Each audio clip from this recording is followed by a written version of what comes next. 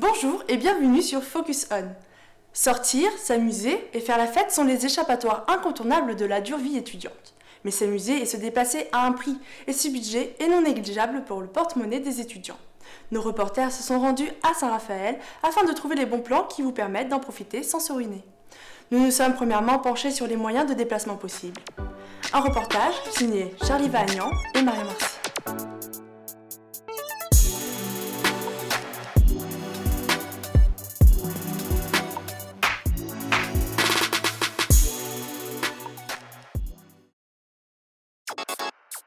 Chaque étudiant a un budget plus ou moins restreint.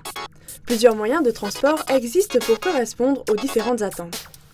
L'utilisation de la voiture revient cher, mais elle est pratique et permet à l'étudiant de se déplacer en toute autonomie. La gare des bus propose plusieurs lignes à différentes horaires. Ce moyen de transport permet de se déplacer à petits coûts. Mais il est contraignant puisqu'il ne circule que jusqu'en début de soirée. Les étudiants doivent s'organiser en fonction des horaires proposés. Alors le moyen de transport que j'utilise le plus, c'est le bus.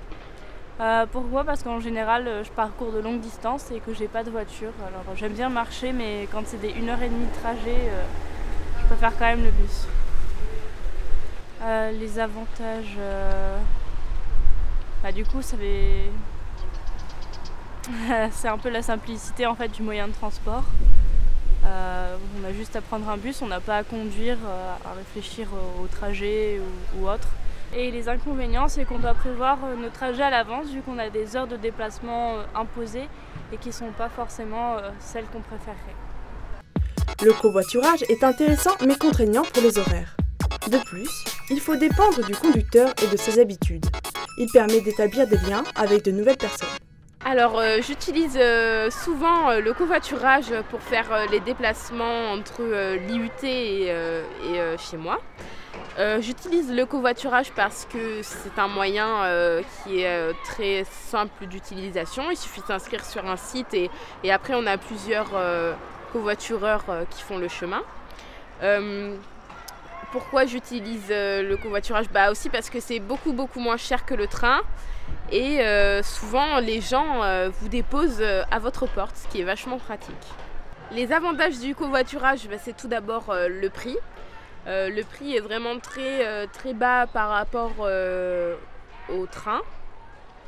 Et ensuite aussi le nombre de covoiturages. Ça après ça dépend bien sûr du trajet que l'on fait, mais il y a quand même sur des courts trajets, il y a quand même pas mal de covoiturage. Et souvent les horaires sont beaucoup plus flexibles et il y a de meilleurs horaires que les horaires de train. Les inconvénients du covoiturage, c'est tout d'abord le fait que le transport c'est une voiture. C'est-à-dire que quand on veut faire des longs trajets comme Marseille-Paris, passer 8 heures dans une voiture ça peut être très désagréable. Après les inconvénients aussi, quand les covoitureurs viennent nous chercher, des fois ils demandent à ce qu'on aille à des sorties d'autoroute ou loin de la ville, du coup c'est pas très pratique. Bien sûr, si on fait du covoiturage, ça veut dire qu'on n'a pas de transport et donc s'ils ne nous laissent pas assez près de la ville, des fois on est obligé de marcher, donc c'est pas très cool. Alors moi personnellement, comme je suis étudiante, j'ai une carte à l'année que j'ai payée 65 € au tout début de l'année. Donc j'avoue ne pas trop compter les frais de déplacement. Donc vous divisez 65 par 12 et vous auriez à peu près le prix que je dépense par mois. Le budget que je dépense pour le covoiturage, ça dépend du trajet que j'effectue, mais souvent, par exemple pour Saint-Raphaël-Montpellier, c'est 15 € à peu près, une quinzaine d'euros l'aller. Ça va de 15 à 20 € suivant les covoitureurs, ce qui nous augmente des fois les prix, suivant s'ils passent par des péages ou non. Mais normalement, le prix moyen du trajet est de 15 €, donc je dépense à peu près 30 à 60 € par mois. Alors je vous avouerai que j'ai pas testé toutes les lignes de bus, j'en ai testé 2. Donc celle que j'utilise le plus, elle est bien desservie dans le sens où il y a beaucoup d'arrêts sur le trajet. Mais après, pas assez, dans le sens où il passe pas assez régulièrement, je trouve. Il passe tous les 1h30 et des fois, pour arriver en cours, quand c'est qu'une demi-heure de différence, on est là 1 heure avant les cours. c'est un peu chiant, surtout vu où se trouve l'IUT. Mais il y a d'autres lignes qui ont l'air d'avoir des passages beaucoup plus réguliers. Donc après, je ne peux pas vous dire, ne sachant pas toutes les lignes de cette ville. Alors je trouve qu'ici à Saint-Raphaël, on est très bien desservi au niveau des transports. On a la chance d'avoir beaucoup de covoiturage qui passent par Saint-Raphaël, qui vont en direction de Nice ou de Toulon et même plus loin. Au niveau, on a aussi la chance d'avoir une gare SNCF. Même si y a souvent des retards sur la ligne, on a quand même la chance d'avoir des TGV qui vont sur Paris à proximité, quoi, déjà dans la ville. Et après, au niveau des lignes de bus, c'est peut-être le seul un peu inconvénient, le gros inconvénient de Saint-Raphaël, c'est que bon, les bus ils passent une fois toutes les heures, mais on a quand même la chance d'avoir un gros réseau de bus qui est bien développé sur Saint-Raphaël, Puget et Fréjus.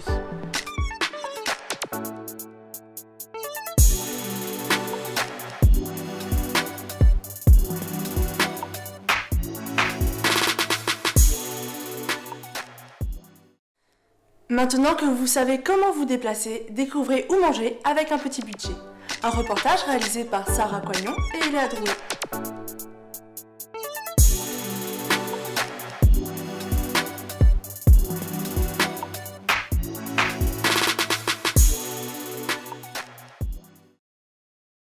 En tant qu'étudiant, vous avez probablement peu de moyens et de temps pour vous mijoter de bons petits plats. Ainsi, nous sommes allés à la rencontre d'un étudiant de l'IUT de Saint-Raphaël pour l'interroger sur son quotidien et ses habitudes culinaires. Je m'appelle Franck de Pablos, je suis dans le groupe C2 des MMI 1. Et voilà.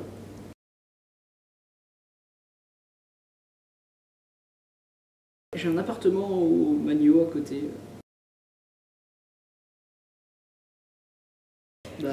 Ça dépend, soit je mange chez moi et avec la bouffe que j'achète au supermarché, donc je me prépare à manger chez moi. C'est un petit peu la galère parce que je suis un peu flemmard au niveau de la nourriture. Ou alors soit je mange avec des potes, ça me coûte un petit peu plus cher, mais au moins ça m'évite de faire la vaisselle et de devoir préparer la nourriture, quoi. Moi j'aime bien les fast-food qui sont un petit peu comment dire, qui font de la cuisine un petit peu différente, genre des fast-food avec qui proposent des produits différents, genre sur Toulon il y a un fast-food qui font des cupcakes, et genre ils font même des cupcakes salés et tout, et c'est super bizarre mais c'est super bon. Après il y a les éventuels McDo, les trucs comme ça, mais j'essaie de varier de temps en temps pour essayer de tester des nouveaux trucs, quoi. Là dernièrement j'ai voulu préparer des pâtes. C'est très simple, mais j'avais mon PC allumé, tout était allumé et tout pompait pas mal de courant. Et j'ai voulu préparer des pâtes et ça m'a pompé tout le courant au Magno. Genre j'ai allumé les deux plaques et ça a tout fait disjoncter.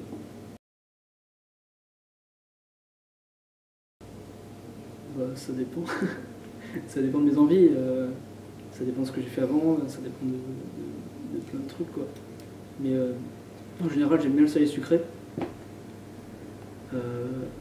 J'aime bien quand on mélange plein de trucs à la fois parce que ça fait des trucs bizarres, c'est pas toujours super bon, mais au moins on a essayé et ça, on voit ce que ça a donné.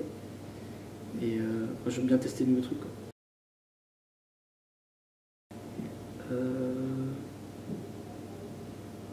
Un jour j'ai fait une pizza avec de la banane, des pepperoni, du Nutella, de la crème fraîche et je crois que c'est tout. Et ça rendait super bien. C'était super bon. On s'est fait ça en dessert avec des potes et c'est super bien. La dernière fois on a fait des crêpes avec... moi j'ai mis du surimi, de la salade, des cornichons et des radis et c'était trop cool. C'est super bon. Crêpes au sarrasin.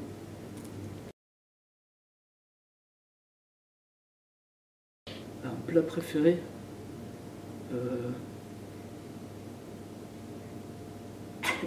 je sais pas.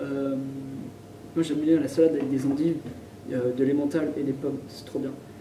Parce que du coup les pommes ça apporte ça acidulé dans la salade et je sais pas, c'est un mélange que j'adore beaucoup, et qui est super simple à faire.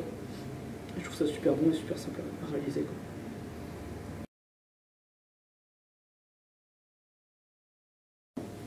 Moi j'essaie de varier un maximum, parce que pour éviter de manger tout le temps la même chose, éviter de manger des trucs dont j'ai pas forcément besoin de manger finalement. Genre essayer en une semaine de manger tout ce dont j'ai besoin, les apports que mon corps il doit avoir régulièrement, ni en excédent, ni pas en avoir assez. Et du coup voilà, je mange un peu de viande mais pas trop, je mange pas mal de légumes parce que c'est quand même vachement bon, pas mal de fruits aussi parce qu'il y a pas mal de fruits, genre les pommes, ça réveille bien une pomme.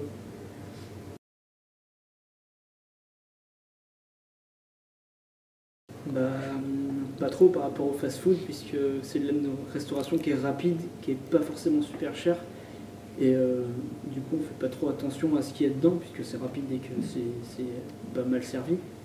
Du coup ça me permet de manger rapidement, de manger à notre faim parce qu'il y a pas mal de quantité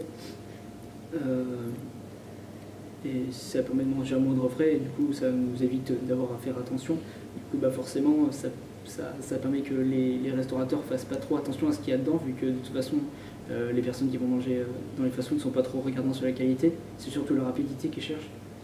Et du coup, on fait pas trop attention à ce qu'on mange en allant dans des fast-foods. Après, il y a des fast-foods qui font super attention à ce qu'ils utilisent et tout, mais enfin, à chercher quoi, et à trouver.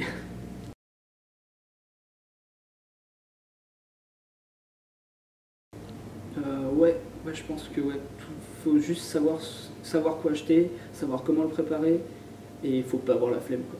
Faut pas avoir la flemme de se taper une vaisselle, faut pas avoir la flemme de préparer des aliments, de faire chauffer des trucs 2 heures avant, mais on peut manger à sa faim, super bon et équilibré, mais il faut juste savoir utiliser les aliments, savoir les diversifier, savoir prendre plein de trucs différents. Moi j'ai découvert récemment qu'on pouvait faire cuire des œufs dans le micro-ondes, alors c'était trop bien, mais faut, genre quand tu les mets au micro-ondes, si tu les laisses un poil trop longtemps, genre tu les mets 1 minute 30, si tu les mets 1 minute 35, ça pète et t'es bien parti pour les laver ton micro-ondes, comme ça m'est arrivé et c'est vraiment le bordel.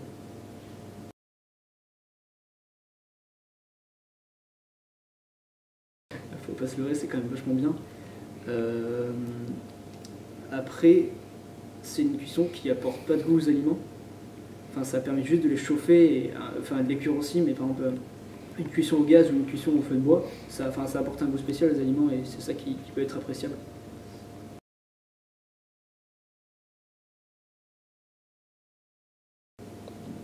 Sur Saint-Raph, il y a super simple, il y a une petite boulangerie qui fait des kebabs et des trucs comme ça sur la rue principale, je sais pas comment ça s'appelle du tout, je connais pas les noms des rues à Saint-Raph. Moi il y a un petit restaurant, enfin un petit fast-food que j'aime beaucoup, qui est à côté de l'église de Saint-Raph, dans une espèce de petit quartier où c'est un peu vieux, où il y a un petit marché couvert, ça s'appelle La Cantine et c'est un fast-food à salade, et c'est super cool. Et t'arrives, t'as plein de salades différentes, genre t'as comme des petits bols en plastique, petits bols jetables, et tu choisis, t'as de la roquette, t'as de la mâche, t'as de la laitue, tu choisis, et après tu montes tes ingrédients et tu choisis ce que tu veux. Comme un petit peu, c'est un Subway des salades en fait. Et c'est super cool. Et après, si on peut aller un petit peu plus loin, enfin non, sur le port il y a le McDo, un classique. Si on peut aller un petit peu plus loin, il y a le KFC dans la zone industrielle, enfin dans la zone commerciale. Il y a un Memphis Coffee aussi, c'est un genre de restaurant des années 50 et genre la déco elle est super authentique et tout, ils servent des super gros burgers, t'en manges un ça te cale pour toute la journée, c'est vraiment super cool. Après pour cela, pour le Memphis, il faut mettre le prix mais on mange vraiment à sa faim si on met le prix.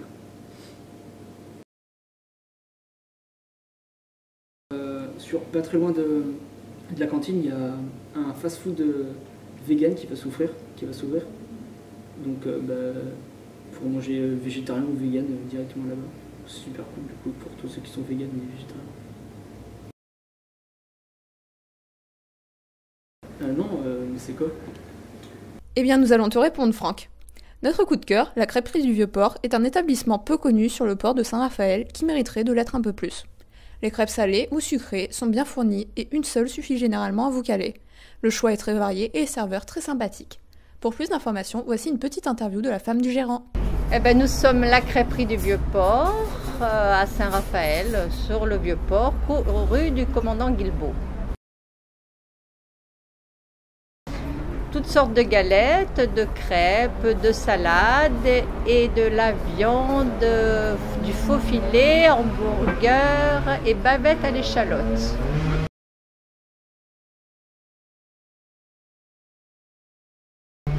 Ben, les galettes, puisque c'est notre spécialité.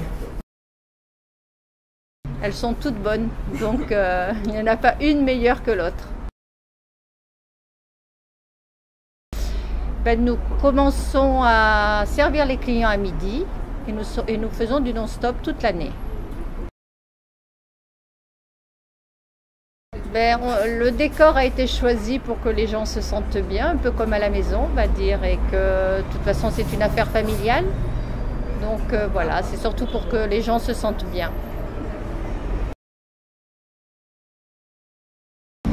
Ben, des projets peut-être pas, la continuité de la qualité, c'est certain.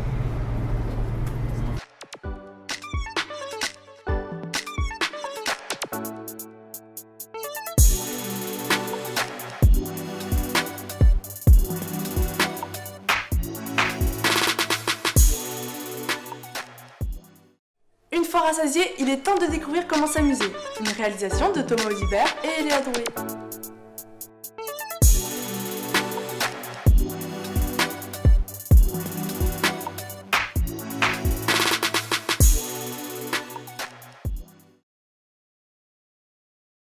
Nous avons rendez-vous avec Pascal Drewitz, gérant du parc Fun City et du Laser Max à Fréjus. Je suis le propriétaire du parc Fun City et Laser Max. Donc Laser Max, c'est un établissement qui se trouve dans le grand bâtiment principal de Fun City. Fun City, c'est un parc de jeux couvert pour enfants. Laser Max, c'est une activité qui, par son nom, est facile à deviner. Hein. C'est une activité laser game donc qui s'adresse aux enfants, aux adultes et aux adolescents principalement. Donc, nous avons un laser game qui fait 350 mètres carrés de jeu et un espace dédié au laser qui fait environ 600 mètres carrés. Voilà. On est équipé de 21 gilets et donc nous sommes ouverts toute l'année, hein, donc quand les enfants ne sont pas à l'école et que nos clients sont disponibles. On organise régulièrement des événements, ce que vous appelez spéciaux, des soirées à thème. Donc on a des petites soirées type soirée blanche où on demande aux clients de venir habillés en blanc. Des soirées scénarios où on modifie un petit peu les scénarios des jeux qui sont relativement basiques à la base. Donc là, c'est des scénarios un petit peu plus élaborés que le jeu classique. On a déjà organisé des tournois aussi, des journées étudiantes, des journées pour les entreprises. Voilà. On a deux types de jeux à la base au niveau de Laser Max. Le premier jeu, c'est un jeu ce qu'on appelle en mode solo, donc les gens sont chacun pour soi, en fait, il n'y a pas d'équipe.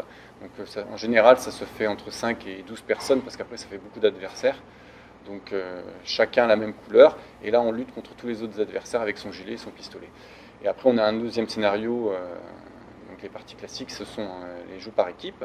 Donc vous avez 2, 3, 4 équipes en fonction du nombre de participants. Hein. Comme je vous disais, on a 21 gilets. Donc on peut faire, par exemple, si on a 20 personnes, 5 équipes de 4, 2 équipes de 10. C'est un petit peu au choix des participants, en fait. Voilà. Donc ça, ce sont les jeux qu'on propose au cours de l'année. Et après, on a des jeux donc, avec scénario. Donc là, c'est plus pour un public déjà qui connaît un peu le principe du laser game, qui a déjà joué. Donc on a deux types de scénarios, surtout qu'on propose. Le premier scénario, c'est ce qu'on appelle le jeu du vampire. Donc en fait, c'est un jeu où vous avez, par exemple, une dizaine de participants. À la base, on détermine 2-3 vampires, et les autres sont des chasseurs de vampires. Donc le but du jeu, c'est d'être le dernier survivant. Donc les vampires, au fur et à mesure, vont contaminer les autres, les chasseurs, en les tuant, en leur faisant comme si on en avait, par exemple, dans les films de vampires, c'est souvent 3 morsures. Là, si par exemple ils touchent 3 fois les chasseurs, ils deviennent des vampires. Et ainsi de suite, ça contamine tous les joueurs pour finir avec le dernier survivant qui va se faire chasser par tous les vampires dans le labyrinthe. Voilà. Le scénario du président, c'est un scénario où on a plusieurs joueurs aussi. Donc, on détermine un président et plusieurs gardes du corps qui ont pour mission de protéger le président. L'objectif, c'est que le président reste vivant. Donc contre ce président, on a une autre équipe qui est composée de terroristes, entre guillemets, et donc le but des terroristes, c'est de tuer le président. Voilà. Dans le scénario, ce qui complique un peu le scénario, c'est qu'on ne sait pas qui est le président. C'est déterminé entre les joueurs dès le départ. Donc voilà, c'est pour ça qu'on peut monter des stratégies en faisant croire qu'un tel est le président, alors en fait c'est un garde du corps. Voilà. Donc on a bien sûr un nombre de vies déterminé à l'avance, un nombre de tirs aussi. On peut modifier le scénario en fonction des participants et des souhaits. Voilà. Bon, après on a encore des scénarios qui diffèrent un petit peu, où on peut fixer un nombre de vies, un nombre de tirs, se retrouver dans des situations un petit peu plus réelles, du style on a 2 vies, 10 cartouches. Donc ça c'est des jeux un peu plus stressants parce que ça va très vite et il faut faire super attention. Et c'est plus du combat en fait stratégique, vraiment. Voilà, le type de scénario qu'on peut proposer. On propose des tarifs réduits, effectivement, de temps en temps, justement sur des soirées, on propose des tarifs préférentiels, du style une partie achetée, une partie offerte, voilà, les tarifs de groupe aussi. On a des tarifs adaptés pour tout ce qui est entreprise, CE, voilà. Donc nous, nos tarifs de base, ils sont déjà pas très élevés par rapport au marché des laser games. Donc on est à 8 € la première partie et 6 € sur les parties suivantes. Alors les bons plans, ils sont souvent justement le vendredi soir, notamment là à très court terme, fin janvier et sur le mois de février. Sur tous les vendredis, on a des tarifs avec ou préférentiels ou avec des événements un petit peu spéciaux, quoi. Donc là, il faut aller sur le site internet, c'est lasermaxfréjus.fr. Ou sur site, on distribue des flyers à disposition des clients. On a d'autres activités, donc ça ne se limite pas au laser game. Donc on a donc un grand bâtiment qui fait quand même 2300 m². Comme je vous disais, il y a à peu près 650 m² qui sont dédiés au laser. Et le reste, donc, ça fait partie du parc d'attractions couvert pour enfants qui s'appelle Fun City. Donc c'est un parc qui est réservé aux enfants de 1 à 12 ans. Donc avec différents espaces de jeu, ça se comprend principalement d'une grande structure de jeu, gonflable, voiture électrique, trampoline, etc. Et on a aussi donc un accrobranche qui lui par contre est ouvert à tout public, donc aussi bien les enfants que pour les ados, les adultes. Voilà. Donc ça c'est un accès à l'activité en elle-même. On n'a pas besoin d'être dans le parc pour accéder à l'accrobranche. Nous avons un espace de restauration avec un bar. On propose une carte type snack avec hamburger, nuggets, steak haché, des salades, des pâtes, bruschetta, voilà, et tout ce qui va avec les bars, toutes les boissons variées, différentes, chaudes et fraîches. Nous voici en compagnie de Alain Boniface, propriétaire et gérant du cinéma Le Lido, basé à Saint-Raphaël, à proximité de la gare. Je suis Alain Boniface, je suis le directeur et le programmateur du cinéma. Le Lido, c'est un cinéma qui a ouvert maintenant, ça va bientôt faire 5 ans. En juin 2010, il y a 7 salles, tout équipé évidemment en Dolby, pas en Atmos encore mais en Dolby. Vous avez 4 salles en 3D et voilà. Les meilleurs plans, c'est plutôt de s'associer et d'organiser des soirées. Ça, on l'a déjà fait avec l'UT, sur des avant-premières ou des mercredis soirs, première vision et autres, de s'organiser en disant on sera 50, 60, on verra bien.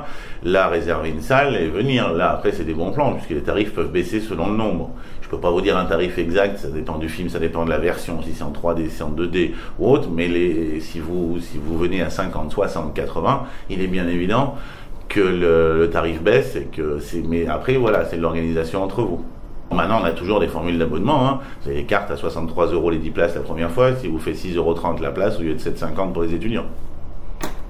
Mais le meilleur plan, c'est de se réunir et de s'organiser. En avant-première, oui, puisque là, il y en a déjà une, par exemple, cette semaine. Hier, il y en avait une, mais c'était les souvenirs, ça s'adressait plus à un public âgé. La semaine prochaine, il y a l'avant-première de Tekken, à 19h et 21h15, mardi prochain. Version originale, c'est moins. Le public de Saraf n'est pas très réceptif à la version originale. Il y en a, quelquefois, mais c'est pas toutes les semaines, c'est pas régulier. Ça dépend des films, mais il n'y a pas de régularité là-dessus. Oui, de toute façon, on est chez McDo. Il y a le menu Maxiné. Vous avez chez Subway. Il y a un menu, je ne sais pas comment ils l'ont appelé. Subway ciné, je ne sais pas. Il y en a, vous pouvez aussi, mais c'est plus rare, le Memphis Coffee. Il propose des places de cinéma. Je sais pas sous quelle forme. Il m'en achète, après je sais pas comment lui il les propose à la vente dans son resto. Je crois. Après il y a le Vietnamien en dessous, en face du cinéma, qui est juste là, qui propose des formules cinéma. Il y a Pittsburgher, derrière la place Lamartine, qui propose des formules cinéma avec des places. Et je crois que c'est tout. Nous voici en compagnie de Rémi Montel, employé au bowling de l'Estérel, et qui va nous parler des différentes activités proposées par le bowling. Alors, moi je suis employé ici depuis presque 6 ans. L'établissement est là depuis 20 ans, il y a pas mal de changements au fil des années. Là, ça vient juste d'être repris, donc on est en train d'entreprendre pas mal de choses, des formules. Donc voilà, c'est vraiment en cours, il va y avoir pas mal de changements. Il n'y a pas vraiment de bons plans que pour les étudiants, c'est vraiment des bons plans pour tout le monde. On a choisi par exemple de ne pas facturer à l'origine des chaussures, ce qui permet d'avoir un bon tarif. Que ce soit les jeunes, les moins jeunes, c'est vraiment tout âge. On a choisi vraiment de faire un tarif bas pour tout le monde. Alors il y a le mini bowling qui est assez récent, qui a à peine 1 an, ça permet maintenant aux enfants à partir de 2 ans et demi, 3 ans de pouvoir jouer, alors qu'avant sur le grand bowling c'est plus à partir de 7 ans. Donc c'est pas mal, donc billard, bowling, mini bowling. Au niveau des tarifs, ça varie beaucoup en fonction de l'après-midi, du soir et des week-ends. On est au plus bas les après-midi en semaine et après c'est au plus haut le samedi soir. On part avec une bonne cave à bière, avec une dizaine de bières bouteilles différentes, une belle carte de cocktail aussi, une bonne dizaine. Voilà, et puis après les softs, digestifs, liqueurs, comme un bar. Comme je disais au départ, c'est vraiment tout âge. Oui, on va dire qu'il y a beaucoup de jeunes, surtout pendant les périodes de vacances scolaires. Là, on est plein tous les soirs et c'est vraiment beaucoup de jeunes. Après, c'est vraiment tout âge. Ça va de 2 ans à 90, 100 ans. Tout le monde peut jouer, c'est ouvert à tout le monde. Le mini bowling, c'est un gros avantage pour faire jouer les enfants qui sont très jeunes et même pas que pour les enfants, parce que des fois pour les femmes les boules du bowling elles sont assez grandes, c'est pas facile. Donc même des fois les grands-parents pendant les vacances scolaires qui amènent leurs petits enfants, au moins là ils peuvent aller sur du mini bowling avec des boules qui font même pas 1 kilo je crois. Donc voilà, c'est sympa. C'est comme le bowling mais tout divisé par 2. Le poids des boules, la taille du bowling, les quilles, tout est divisé par 2, donc c'est très sympa. C'est très sympa, même moi qui suis joueur de bowling, je m'éclate sur le mini bowling, c'est vraiment à faire et il y en a très peu. C'est vraiment pas encore connu